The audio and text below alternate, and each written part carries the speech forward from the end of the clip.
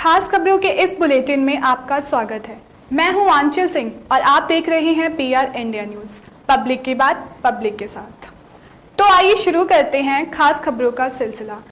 इस बार विधानसभा चुनाव का परिणाम जितना दिलचस्प होता जा रहा है, उतना ही दिलचस्पी लोगों में इस बात को लेकर भी है कि पूर्वांचल की सीट पर कौन जीतेगा, कौन हारेगा। आज आजमगढ़ से पूर्व मंत्री भारतीय जनता पार्टी श्री राम सोनकर का काफिला निकला, जो मोहम्मदाबाद कोहना सीट से नामांकन करने जा रहे हैं। आज आजमगढ़ मऊ रोड पर शाहगढ़ बाजार में युवा कार्यकर्ता मनीष सोनकर के नेतृत्व में बड़ी संख्या में कार्यकर्ताओं ने श्री राम सोनकर का स्वागत किया और जय श्री राम के नारे लगाए।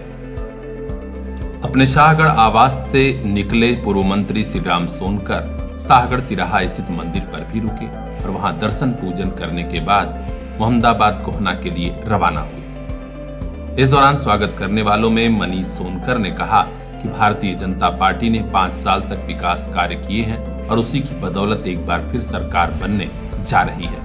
उन्होंने बताया कि मोहम्मदाबाद कोहना सीट पर विधायक जी ने कई काम किए हैं।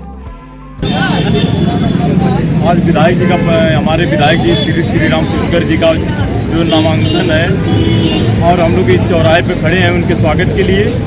क्या माहौल चल रहा है? माहौल बहुत बढ़िया है, माहौल बहुत बढ़िया है और वहाँ हम लोग चुनाव जीत रहे हैं। चुनाव हम लोग जीत रहे हैं, 10,000 वोटों से चुनाव जीतेंगे।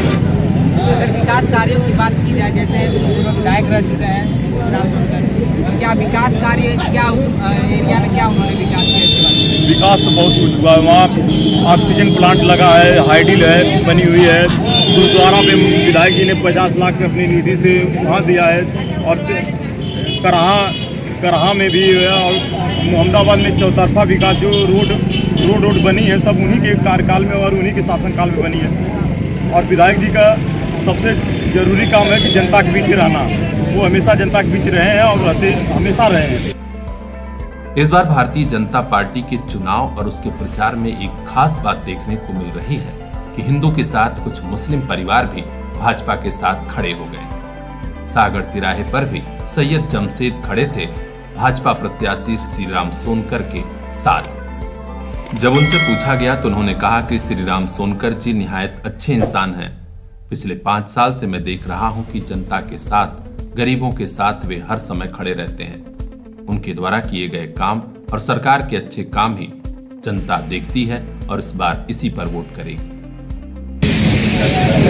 हम अभी बात किए हैं मनीष सोनकर से और आइए आपको दूसरे व्यक्ति से बात करवाते हैं। जी, आपका नाम क्या पड़ेगा? मेरा नाम मुंशीद अहमद। क्या आप लोग इसमें यहाँ पर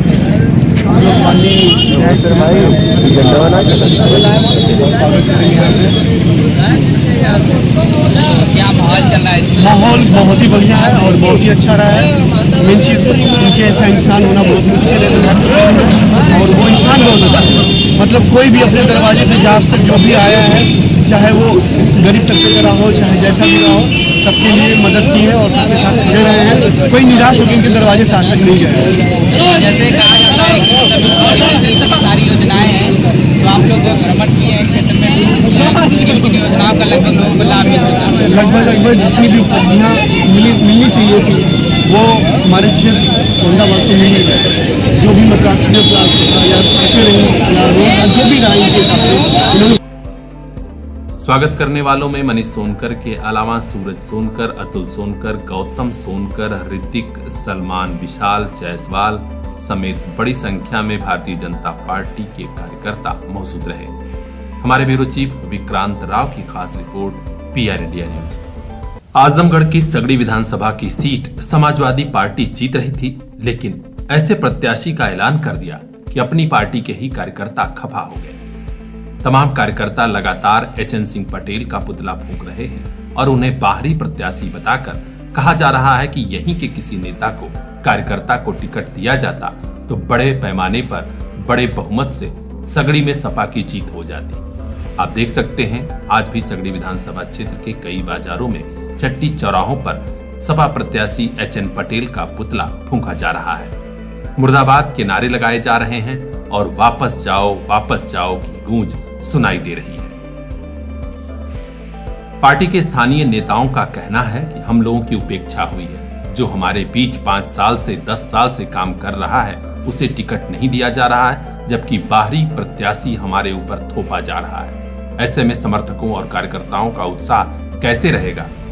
सभी ने राष्ट्रीय अध्यक्ष अखिलेश यादव से मांग की है कि जल्द से जल्द प्रत्याशी बदला जाए, अन्यथा समाजवादी पार्टी यहां हार जाएगी। आखिर कार्यकर्ताओं की बात समाजवादी पार्टी के राष्ट्रीय अध्यक्ष अखिलेश यादव तक पहुंची तो उन्होंने क्या ऐलान किया, क्या निर्णय लिया, हम बताएंगे, हम आपको अपडेट करेंगे। चैनल को सब्सक्राइब कर लीजिए और देखते रहिए PR इंडिया न्यूज। देवरिया के विधानसभा बरहज 342 में नामांकन दाखिल होने के साथ ही घमासान बढ़ता जा रहा है। आज समाजवादी पार्टी के प्रत्याशी मुरली मनोहर जायसवाल ने समर्थकों के साथ नामांकन किया। पर्चा दाखिला के बाद जब वे अपने आवास की ओर जाने लगे तो बरहज के आसपास कई गांव के लोग सड़क के किनारे उनका फूल मालाओं से स्वागत कर रहे थे। हर तरफ समाजवादी पार्टी जिंदाबाद के नारे लग रहे थे और उनको घर तक पहुंचने में यही वजह रहा कि काफी समय लग गया। भीड़ ज्यादा थी, लोग हाथों में फूल माला लिए खड़े थे। समाजवादी पार्टी के प्रत्याशी श्री जायसवाल ने कहा कि आज जनता हमारे साथ है, हमारे सरकार के पूर्व के काम लोगों को याद है। वहीं भारतीय जनता पार्टी की सरकार ने 5 साल में जो किया उसे भी जनता नहीं भूली है। यही वजह है कि समाजवादी पार्टी की लहर चल रही है और हमारी सरकार बनेगी। इस अवसर पर नगर के पूर्व चेयरमैन वीरेंद्र गुप्ता, रामाश्रय यादव, विधानसभा अध्यक्ष संतोष यादव, माया शंकर यादव, सपा पिछड़ा वर्ग प्रकोष्ठ के जिला उपाध्यक्ष, प्रजापति महासंघ के प्रदेश अध्यक्ष रामविलास प्रजापति, संजय यादव, कमलेश शुक्ला, सभासद रवि जायसवाल, प्रदीप कुमार गुप्ता, हरिशंकर चौरसिया, रविंद्र विश्वकर्मा सहित बड़ी संख्या में लोगों ने उनका स्वागत किया। ब्यूरो चीफ पवन पांडे की खास रिपोर्ट PR इंडिया न्यूज। यह हम सभी का सौभाग्य है कि हम एक लोकतांत्रिक देश के नागरिक हैं, लेकिन आज जो हालात हैं उसे देखकर लगता है कि यह विरासत हम सहेज कैसे पाएंगे, क्योंकि यूपी विधानसभा चुनाव में ऐसा लग रहा है कि सत्ता की कुर्सी पाने की खातिर पार्टियां इस कदर तड़फड़ा रही हैं कि वे न तो नीति देख रही हैं और न तो नियम। आज बौद्धिक जगत में यह चर्चा तेजी से छाई है कि आखिर वोटर जागरूक कैसे होंगे। यह अभियान चलाया PR इंडिया न्यूज ने और बात की समाज के कुछ बुद्धिजीवियों से, तो सबकी पीड़ा यही है कि राजनीतिक दल माफियाओं और अपराधियों को टिकट दे रहे हैं। यह आखिर कैसी सरकार बनेगी और कैसा लोकतंत्र चलेगा? इस बारे में आजमगढ़ के प्रसिद्ध भौतिक विज्ञान के शिक्षक संजय श्रीवास्तव ने अपनी बात बड़ी बेबाकी से रखी। आइए हम सुनाते हैं उन्होंने क्या कहा। पहली बात कि हम भारतीय नागरिक बड़े खुशनसीब हैं कि हमको लोकतंत्र विरासत में मिला है। हमारा कर्तव्य है कि हम इस लोकतंत्र की गरिमा को संभाल कर रखें, परंतु आज का लोकतंत्र एक अलग रास्ते पर ही जा रहा है, जहां पर हर पार्टी, चाहे वो बीजेपी हो, चाहे सपा हो, चाहे बसपा हो, आपराधिक पृष्ठभूमि के लोगों को टिकट देने के लिए व्याकुल दिख रही है। तो जिनको सरकार चलाना है, अगर वहां अच्छे लोग नहीं पहुंचेंगे तो इस देश का भला कैसे हो सकता है? हमारी लोकतांत्रिक मर्यादा कैसे बचे रह सकती है? आज हर पार्टी के लोग लुभावन वादा कर रही हैं। कोई फ्री लैपटॉप दे रहा है, कोई फ्री स्मार्टफोन दे रहा है, कोई स्कूटी देने पर विचार कर रहा है, परंतु पार्टियां ये नहीं सोच पा रही हैं कि ये सभी जनता के टैक्स से ही देना होगा। कोई पार्टी अपनी निजी कोष से नहीं उपलब्ध करा पाएंगी जनता को, तो इस पर विचार करना चाहिए, क्योंकि आने वाले समय में अगर इस तरह के लोक लुभावन में हम जनता फंसेंगे तो निश्चित रूप से हमारे राष्ट्र के लिए अहितकर साबित होगा। क्योंकि ये सारी की सारी पार्टियां अपना निजी स्वार्थ देख रही हैं। हम जनता से अपील कर रहे हैं कि वे इस लोक लुभावन वादा को न करके अपने फ्यूचर के बारे में, अपने बच्चों के भविष्य के बारे में सोचे कि कौन सी पार्टी हमें इस पर खड़ा उतरेगी। आजमगढ़ के प्रसिद्ध DAV PG कॉलेज में बतौर शिक्षक कार्यरत संजय श्रीवास्तव ने यह भी कहा कि आज लोकतंत्र की गरिमा और मर्यादा को बचाना सबकी जिम्मेदारी है। ऐसे में मतदाताओं को भी जागरूक होना होगा और लोक लुभावन वादा करने वाली पार्टियों को नकारना होगा। उन्होंने कहा कि कोई वायदा कर रहा है कि हम बिजली देंगे फ्री में, कोई कह रहा है स्कूटी। इस खेल में सारे राजनीतिक दल शामिल हैं। ऐसे में यह राजनीति बंद होनी चाहिए, इसकी शुरुआत भी वोटर करें। श्री श्रीवास्तव ने मीडिया वालों पर भी उंगली उठाई। उन्होंने कहा कि मीडिया निष्पक्ष रहे, तभी काम चलेगा, तभी लोकतंत्र मजबूत होगा।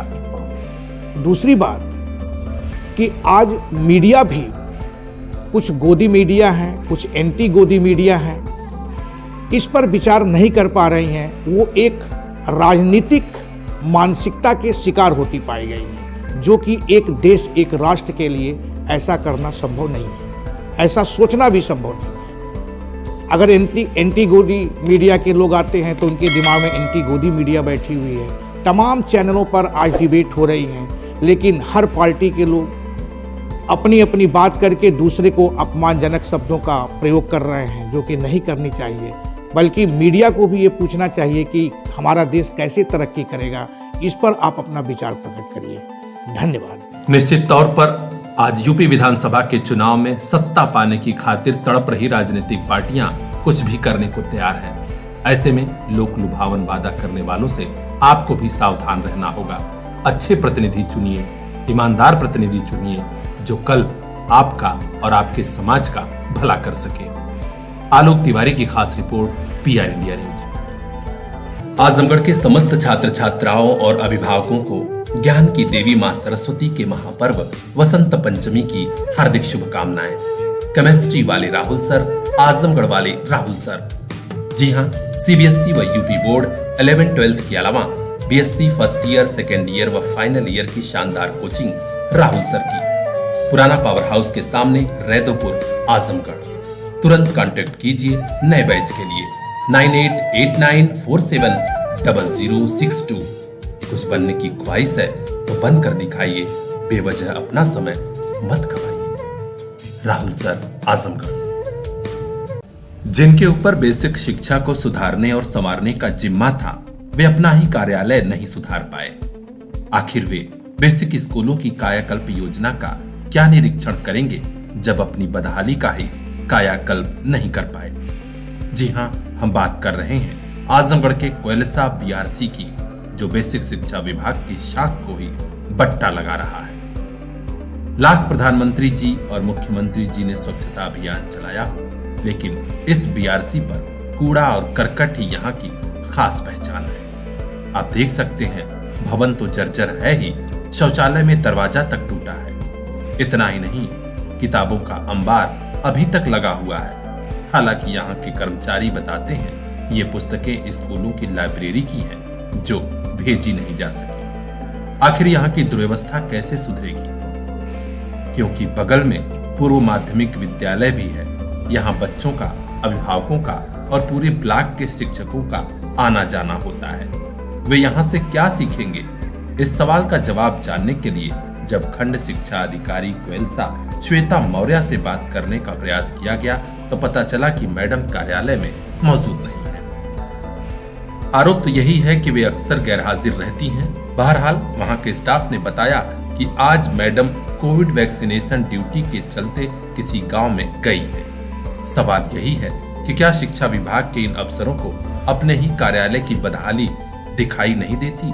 अगर दिखाई देती है तो वे इसे सुधारने और संवारने का प्रयास क्यों नहीं करते? लेकिन सच तो ये है कि गांधी जी के 3 बंदरों की तरह यहाँ के बाबू और साहब सभी ना तो कुछ देख रहे हैं और ना तो कुछ सुन रहे हैं। यहाँ के लोग यही चाहते हैं कि अब BSA साहब और DM साहब यहाँ की दुर्व्यवस्था पर तत्काल हस्तक्षेप करें और कड़ा एक्शन लें, क्योंकि शिक्षा विभाग के मंदिरों की निगहबानी करने वाला विभाग खुद पहले ठीक होना चाहिए। इस बाबत आला अफसरों ने क्या कहा, क्या निर्देश दिया, हम बताएंगे आपको। देखते रहिए PR इंडिया न्यूज। विरोधी उन्हें माफिया और बाहुबली कहते हैं तो उनके हजारों हजार समर्थक उन्हें महान और भगवान का दर्जा देते हैं। वे कई राजनीतिक पार्टियों में रहे, लेकिन कोई नेता न तो उन्हें बांध सका, न तो कोई दल उन्हें रोक सका। जब जी में आया एक पार्टी छोड़कर दूसरी पार्टी में कदम रख दिया। हम बात कर रहे हैं पूर्वांचल के बाहुबली सांसद रहे रमाकांत यादव। आज उन्होंने विधानसभा चुनाव 2022 में आजमगढ़ की फूलपुर पवई विधानसभा सीट से अपना नामांकन पत्र सपा उम्मीदवार के रूप में दाखिल किया। कलेक्ट्रेट एरिया में तमाम सुरक्षा व्यवस्था के बीच वे प्रस्तावकों के साथ प्रवेश किए और नामांकन दाखिल करने के बाद लौटे। इस दौरान मीडिया से हुई बातचीत में उन्होंने सबसे पहले समाजवादी पार्टी के राष्ट्रीय अध्यक्ष अखिलेश यादव का आभार जताया कि उन्होंने हमारे ऊपर भरोसा किया है। उन्होंने कहा कि फूलपुर पवई की सीट तो हम जीत रहे ही हैं और कई सीटों पर भी सपा जीतेगी और सरकार बनेगी। हम आपको बता दें कि आजमगढ़ समेत पूर्वांचल की कई सीटों पर अपनी खास पकड़ रखने वाले रमाकांत यादव को इस बार समाजवादी पार्टी ने फूलपुर पवई की सीट से इसीलिए टिकट दिया है क्योंकि उनके पुत्र अरुण कांत यादव अभी तक भाजपा से विधायक थे। अब ये सीट समाजवादी पार्टी के खाते में चली आए, इसीलिए रमाकांत यादव को प्रत्याशी बनाकर सीधे मैदान में उतार दिया गया है। यहाँ यह भी जान लीजिए कि अपने खास अंदाज में राजनीति करने वाले रमाकांत यादव राजनीतिक पार्टियों की जरूरत बंद कर रहे हैं। पहले वे समाजवादी पार्टी के कद्दावर नेता हुआ करते थे, कई बार चुनाव लड़े और जीते भी, लेकिन कुछ अनबन हुई तो वे फिर बहुजन समाज पार्टी में शामिल हो गए। उस समय बहन जी के साथ लगे तो बसपा का भी जनाधार बढ़ा, लेकिन वहां भी बात कुछ खटपट वाली हुई और इसी कारण वे भारतीय जनता पार्टी में आ गए और फिर योगी जी और मोदी जी के शान में कई बातें कही, लेकिन वहां भी वे कई सालों तक नहीं रह सके। एक बार फिर आज वे अपने पुराने घर यानी समाजवादी पार्टी में लौट आए हैं। उन्होंने कहा है कि समाजवादी पार्टी का जनाधार बढ़ा है और हम सरकार बनाएंगे। विरोधियों की कई बातों का उन्होंने बड़े ही बेबाकी से जवाब दिया, वह भी सुनिए। ये नामांकन मैंने आज फूलपुर पवई से किया विधानसभा के लिए। सबसे पहले तो हम धन्यवाद देंगे अपने राष्ट्रीय अध्यक्ष जी को, जिन्होंने हमारे पर विश्वास किया है और हमें सिंबल दिया है भरोसा करके चुनाव लड़ने का। तो निश्चित रूप से उनका जो आशीर्वाद मिला है, जो उन्होंने विश्वास किया है, उस विश्वास पर मैं खरा उतरूंगा। जैसे कि आपको जब टिकट मिला तो वहाँ की विधानसभा इकाई ने पूरा इस्तीफा दे दिया समाजवादी पार्टी को। देखिए कौन इस्तीफा दिया कौन या नहीं, अगर आप पता करेंगे तो निश्चित रूप से समाजवादी पार्टी को आज व्यक्ति नहीं रहा होगा। पार्टी के व्यक्ति क्यों भाई इस्तीफा देगा? हर विधानसभा में एक ही आदमी लड़ेगा ना। इसका मतलब जो दूसरे लोग हैं, गलत लोग हैं, वो ये सब बात करते हैं। श्याम बहादुर यादव के समर्थन मैं नाम किसी का नहीं लूंगा। 4,000 लोगों ने इस्तीफा दिया था। मैं कह रहा हूँ मैं किसी का नाम नहीं लूंगा।